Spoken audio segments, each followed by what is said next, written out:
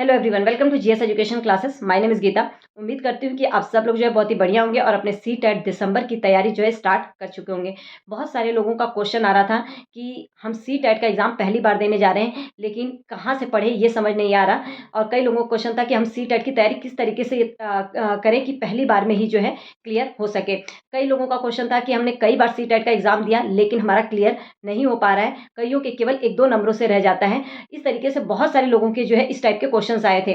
तो आप लोगों के जो क्वेश्चंस का जवाब है इस वीडियो के बाद जो है आप लोगों के डाउट्स क्लियर हो जाएँगे और आप लोगों को एक डायरेक्शन मिल सकेगा कि आपको पढ़ना किस तरीके से है। मैं इतना ज़रूर क्लियर करूँगी कि सीटेट जो है जस्ट एक टीचर एलिजिबिलिटी टेस्ट है। आपको इसके लिए कोई कोर्स लेने की ज़रूरत नहीं है। अगर आप लोग सीरियस हैं अपनी पढ़ाई को लेकर, सीटेट को लेकर सीरियस है कि आपको क्लियर करना है, तो आप केवल सेल्फ स्टडी से पढ़ के क्लियर कर सकते हैं। लेकिन इसके लिए ज़रूरी है कि आप अपनी पढ़ाई जो है एक सही डायरेक्शन में स्टार्ट करें, सही डायरेक्शन में करें। क्योंकि देखिए, जब आप कोर्स लेते हैं तो आप जो है बन जाते हैं कि आपको वहीं से पढ़ना है, इतना पढ़ना है, ऐसे पढ़ना है। इसी तरीके से आपको अपने भी सेल्फ स्टडी अगर कर रहे हैं तो उसमें भी आपको अपने रूटीन बनाने होंगे, अपनी स्ट्रैटेजी बनानी होगी ताकि आप जो है कर सकें, मतलब सही तरीके से कर सकें। तो मैं उसमें आप लोगों की हेल्प करूँगी और मैं जो है आज स्ट्रैटेजी वीडियो लेकर आई हूँ हर सब्जेक्ट की कि किस तरीके से आप लोगों को जो है पढ़ना है। देखिए, आपकी अपनी भी स्ट्रैटेजी होगी, लेकिन उसके साथ जो है इस बातों को भी ध्यान रखिएगा और उसके साथ इन्वॉल्व करके जो है अपनी स्ट्रैटेजी बनाइए।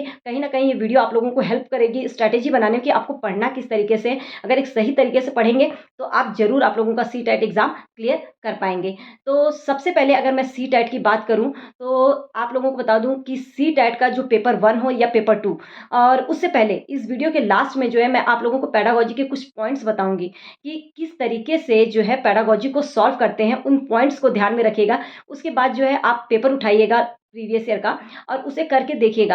आप खुद अपने आप को जो है चेक कर पाएँगे कि आप कहीं न कहीं जो है आप उन क्वेश्चन्स को कर ले रहे हैं। मतलब कि आपको बहुत सारे हद तक जो है कुछ चीज़ें जो है क्लियर हो जाएँगी, जिससे कि आपको पेपर करने में मज़ा भी आ रहा होगा। लेकिन उन पॉइंट्स को आपको ध्यान में रखना होगा, तो वीडियो लास्ट तक देखिएगा और चीज़ों को समझ कर करिएगा। तो चलिए स्टार्ट करते हैं। और हाँ, अगर चैनल पे नए हैं तो चैनल को सब्सक्राइब कर सकते हैं। अगर आप सीटेट को लेकर सीरियस हैं और सीटेट के रिगार्डिंग टिप्स एंड ट्रिक्स के साथ अच्छे तरीके से जो है एक सही डायरेक्शन में तैयारी करना चाहते हैं, तो यहाँ पर मैंने पूरा बेसिक से तैयारी स्टार्ट करवाई है। अगर करना है तो कर सकते हैं, कहीं से भी करिए, लेकिन मैं यही बोलूँगी कि एक सही डायरेक्शन में। तो सबसे पहले अगर मैं सीटेट की बात करूँ, पेपर 1 हो या पेपर 2, तो देखिए पेपर 1 में जो है आपके 5 सेक्शन होते हैं, मतलब 5 सब्जेक्ट होता है, जिसके अंदर सबसे पहले CDP, then maths, EVS, language 1, language 2। ये पाँचों सेक्शन जो है ईच सेक्शन 30 क्वेश्चन 30 मार्क्स के होते हैं। मतलब हर एक सेक्शन में 30 क्वेश्चंस आते हैं और ये 30 मार्क्स के मतलब टोटल 150 मार्क्स का होता है। ऐसे ही पेपर 2 की बात करें तो सीडीपी इसमें भी आता है, जो कि 30 क्वेश्चन होते हैं 30 मार्क्स के। फिर उसके बाद जो इनका साइंस होता है, उन्हें मैथ्स और साइंस सेक्शन करना होता है। जिनका एसएसटी होता है उनको केवल एसएसटी के 60 क्वेश्चन करने होते हैं। उसके बाद लैंग्वेज 1 व लैंग्वेज 2 जो कि 30 मार्क्स के आते हैं। मतलब टोटल जो है आपका 150 मार्क्स का होता है, जो कि आप लोगों को इतना जो है आप लोगों को मैं मान के चलती हूँ इतनी चीज़ें जो है पता होंगी। वैसे मैं इस तरीके से इसलिए मैं बता रही हूँ क्योंकि जो स्टार्टिंग से स्टार्ट कर रहे हैं, जो पहली बार एग्जाम देने जा रहे हैं, उन सब के लिए जो ये वीडियो यूजफुल हो, ये मेरा मेन मोटिव है। ठीक है, तो सबसे पहले अगर मैं सीडीपी की बात करूँ तो अगर अभी तक का देखा जाए सीडीपी में चाहे पेपर 1 हो या पेपर 2, 2011 से लेके 2023 अगस्त तक के पेपर को अगर आप चेक करेंगे, आप देखेंगे, तो अभी तक का यही सिनेरियो रहा है कि सीबीएसई जो है कुछ टॉपिक बार-बार रिपीट करती है। और उसका मतलब मेन रीज़न क्या है, क्योंकि वो टॉपिक डायरेक्ट बच्चों से रिलेटेड है। कहने का मतलब है कि कुछ टॉपिक ऐसे हैं जिससे कि ये पता चलता है कि बच्चों को सबसे पहले, जैसे कि बच्चों का विकास किस तरीके से होता है, बच्चे किस स्टेज पर उनकी लर्निंग कैसे होनी चाहिए, उनका माइंड जो है किस तरीके से काम करता है, तो किस स्टेज पर उन्हें क्या पढ़ाना चाहिए, किस तरीके का उन्हें माहौल देना चाहिए। तो ये कुछ टॉपिक जो है इसी पर डिपेंड है कि इसीलिए जो है सीबीएसई जो है इन टॉपिक से बार-बार क्वेश्चन पूछती है। तो सीडीपी में कुछ टॉपिक मैं बताने जा रही हूँ जिसको इन टॉपिक को आपको ज़रूर करना है। इन टॉपिक को जो है पहले आप करें, फिर उसके बाद जो है आगे बढ़ें। ठीक है? ये जो इम्पोर्टेंट टॉपिक है, सबसे पहले सीडीपी की मैं बात करूँ तो सबसे पहले आता है ग्रोथ एंड डेवलपमेंट, वृद्धि एवं विकास। फिर उसके बाद आता है अधिगम, लर्निंग, देन बुद्धि मतलब इंटेलिजेंस, जो है उसकी थ्योरीज़ जो है वो आप लोगों को करनी है। फिर उसके बाद जो आता है जीन पियाजे। जीन पियाजे का जो संज्ञानात्मक विकास का सिद्धांत है, इससे हम बहुत बार हमेशा क्वेश्चंस आता है और 2 से 3 नंबर के एक-एक टॉपिक से क्वेश्चंस आते हैं।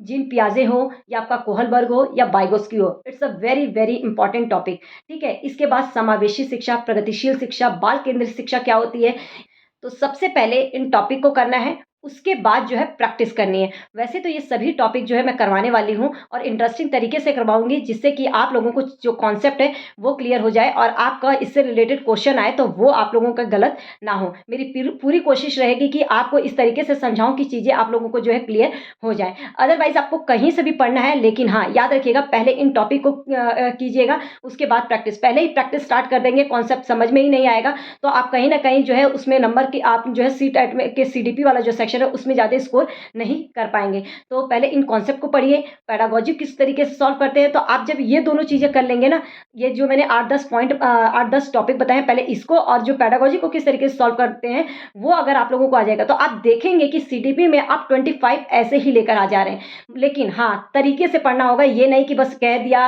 और ऐसे ही कर लें तो नहीं। और वो डे 1 से आप लोगों को जो है इस पे लगना होगा, मतलब आज से जो है आप लोग स्टार्ट कर दीजिए। अगर स्टार्ट नहीं किया है अभी तक, तो स्टार्ट कर दीजिए, ताकि आप लोग जो है अपना सीटेट का जो अपकमिंग सीटेट का एग्ज़ाम है, वो क्लियर कर सकें। अब ये तो रही बात सीडीपी की, अब हम बात करते हैं मैथ्स की। मैथ्स अगर बताऊँ, जो सीटेट पेपर 1 है, तो आप लोगों का सीटेट पेपर 1 के लिए जो मैथ्स है, वो एनसीईआरटी को फ़ॉलो करना है, क्योंकि एग्ज़ाम जो है 1 टू 5th, तो आपको जो है ज़्यादा से ज़्यादा 1st टू 8th तक की क्लास की जो मैथ्स होती है ना, बेसिक मैथ्स, ठीक है? तो वो आप लोगों को आना चाहिए। और इतना मैं मान के चलती हूँ, आप लोगों को अगर मान लो कॉन्सेप्ट वाला जो 15 नंबर का आता है, वो नहीं भी आता है, तो इतना कॉन्सेप्ट 15 नंबर में से आप 7-8 नंबर तो आसानी से ले सकते हैं, क्योंकि 1 टू 5th में जो एनसीईआरटी में है, वो तो आप लोगों को आता ही आता होगा, इतनी मैथ्स हार्ड नहीं आती है, ठीक है? और ईवीएस रहा, तो वो भी आपको एनसीईआरटी फ़ॉलो करना है। और ईवीएस के लिए आप लोग एक चीज़ याद रखिएगा, बहुत सारे बच्चे जो मिस कर देते हैं, सिर्फ एनसीईआरटी पढ़ के चले जाते हैं, लेकिन एनसीईआरटी आप जो ईवीएस का जो लेवल है, थोड़ा-सा अप हो चुका है। तो इसमें जो है, जो जीएस वाला पोर्शन होता है ना, जो एसएसटी से आ जाते हैं क्वेश्चन, फॉर एग्जांपल, जैसे कि सबसे खारा जो है कौन-सा सागर है, ठीक है? और क्वेश्चन आ सकता है कि सबसे बड़ा कॉन्टिनेंट कौन-सा है, ज्वालामुखी से रिलेटेड क्वेश्चन, जो ईज़ी क्वेश्चंस होते हैं। तो ये जो है आप लोगों को करना है, जो कि मैं करवाऊँगी ही करवाऊँगी। ईवीएस का लेवल थोड़ा-सा अप हो चुका है। साइंस और साइंस से और जो एसएसटी से क्वेश्चंस उसमें आने लगे हैं ईवीएस में, वो जो है मैं पूरी कोशिश रहेगी कि आपको टाइमली मैं जो है उसको करवा दूँ, जिससे कि आप लोगों के उसमें नंबर जो है अच्छे आएँ। वैसे तो पूरा ईवीएस जो है मैंने 3rd टू 5th क्लास तक की ईवीएस जो है आप लोगों को प्लेलिस्ट में जाएँगे ना, तो वहाँ पे मिल जाएगा। पूरा एनसीईआरटी का निचोड़ मैंने करवा रखा है, और अभी जो है मैं टॉपिक वाइज़ जो है चीज़ें करवाने वाली हूँ एनसीईआरटी का ईवीएस के लिए। तो बस जुड़े रहिए, सपोर्ट करते रहिए, ताकि आप लोगों को टाइम पर टीचिंग मटेरियल मिलते रहें। और हाँ, टेलीग्राम ग्रुप ज़रूर जॉइन कर लीजिएगा, ताकि जो है आपको जो भी मैं करवाती हूँ उसका पीडीएफ जो है मैं टेलीग्राम पे शेयर करती हूँ, वो आप लोगों को मिल सके। और उसका लिंक जो है टेलीग्राम का मैं डिस्क्रिप्शन बॉक्स में दे दूँगी। उम्मीद करती हूँ कि ये वीडियो आप लोगों के लिए हेल्पफुल रहेगी। अब इसके बाद करते हैं लैंग्वेज की। देखिए, लैंग्वेज जो है बहुत ही इंपॉर्टेंट है, बहुत लोग जो है लैंग्वेज को निग्लेक्ट कर देते हैं, लेकिन मैं एक ही चीज़ कहूँगी कि लैंग्वेज को निग्लेक्ट करके आप लोगों को नहीं चलना है। याद रखिएगा, लैंग्वेज जो है चाहे आपका लैंग्वेज 1 हो, लैंग्वेज 2, दोनों में अनसीन पैसेज आता है, लेकिन इसमें थोड़ा-सा ग्रामर के पोर्शंस भी आते हैं, जो अनसीन में ही पूछा जाता है। कहने का मतलब है पैसेज में ही पूछा जाता है। जैसे अगर मैं हिंदी की बात करूँ, तो तत्सम, तद्भव, ठीक है, विलोम शब्द पूछ सकता है, पर्यायवाची पूछ सकता है, और इसके अंदर समास आ जाता है। तो ये जो कि बेसिक चीज़ें हैं, जो कि हम लोग जो है 1-2 क्लास में इसको कवर कर लेंगे, प्लस पेडागॉजी तो मैं करवाऊँगी ही करवाऊँगी, ठीक है? तो ये रहा लैंग्वेज के लिए। लेकिन लैंग्वेज का जो है आप लोगों को अनसीन पैसेज की प्रैक्टिस करनी है, कि कम टाइम में ज़्यादा से ज़्यादा कर सकें, और वो मैं तो करवाऊँगी करवाऊँगी। अगर आप मेरे से जुड़ते हैं तो मैं करवाऊँगी, लेकिन आप अपने आप करना चाहते हैं तो खुद भी कर सकते हैं, क्योंकि सेल्फ स्टडी से ज़्यादा कोई भी ताकत नहीं है। सेल्फ स्टडी से अगर आप एक रूटीन बांध के करेंगे ना, तो आपका जो सीटेट का एग्ज़ाम ज़रूर क्लियर होगा। ज़रूरी नहीं कि इसके लिए कोई कोर्स परचेज़ करें, लेकिन आपको उसके लिए जो है एक सही तरीके से पढ़ना पड़ेगा, अगर आप अपने से पढ़ रहे हैं तो। देखिए, मैं पूरी कोशिश मेरी रहेगी कि आपको मैं टाइम टू टाइम गाइड करती रहूँ, टिप्स बताती रहूँ कि किस तरीके से किस चीज़ों को पढ़ें, ठीक है? तो आप लोग बस जुड़े रहिए, और मैं कोशिश करती रहूँगी कि मैं ज़्यादा से ज़्यादा आप लोगों की हेल्प कर पाऊँ।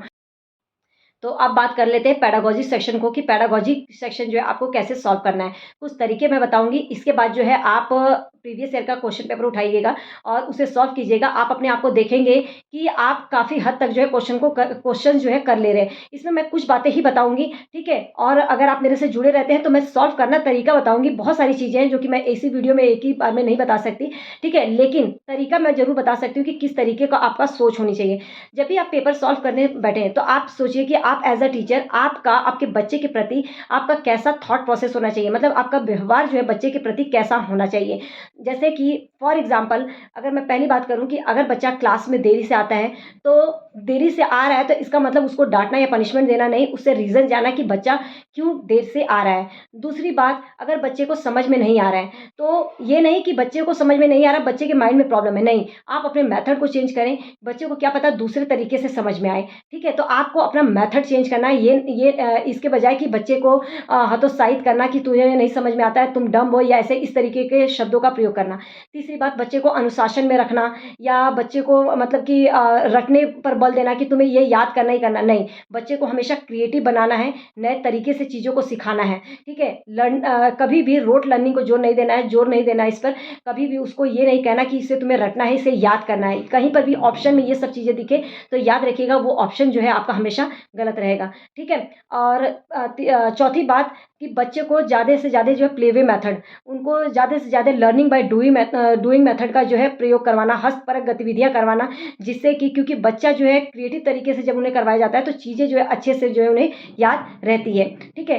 पाँचवीं चीज़ कि अगर आपको कहीं पर भी ऑप्शन में मात्र या केवल इस तरीके के शब्द दिखे, अनुशासन में रखना, तो ये सब चीज़ें जो है हमेशा गलत होती हैं। वैसे बहुत सारी चीज़ें हैं जो मुझे बताना है, लेकिन वो जो है मैं क्वेश्चन करवाऊँगी तो उसके थ्रू ही बता सकती हूँ। वैसे याद रखिएगा हमेशा जो है अगर क्लास में विविधता रहेगी तो वो ऑप्शन जो है सही होता है, ठीक है? समावेशी शिक्षा मतलब सभी प्रकार के बच्चे एक साथ पढ़ते हैं तो वो ऑप्शन सही होता है, मतलब कि समावेशी शिक्षा होनी चाहिए जिसमें कि बच्चे सब जो है सभी बच्चे मिलकर एक साथ पढ़ रहे हैं। अगर क्लास में बहुलता है, बहुभाषी शब्दों का प्रयोग किया जा रहा है, बहुभाषा का प्रयोग किया जा रहा है, तो आपका ये ऑप्शन जो है करेक्ट होगा, ठीक है? तो उम्मीद करती हूँ कि ये चीज़ें जो है आप लोगों को समझ में आ रही होंगी।